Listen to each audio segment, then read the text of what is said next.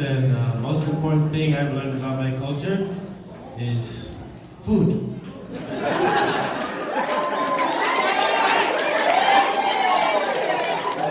Yes, the food is what brings everybody out of their cars and into the house.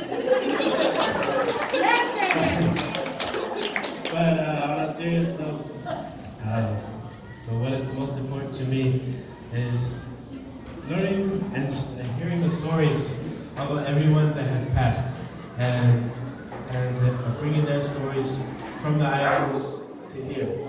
And in doing this, they bring not only their culture, but also who they were and what they did when they were young. And I always loved my dad's stories when we would always sit down with me and my grandma and everybody else in the house, just sit down, and then we would just tell stories all the time. And then we laughed, some of them were sad, but it was always a good time. Because we know of how they lived, and then we can model our lives from what they experienced. And the same things to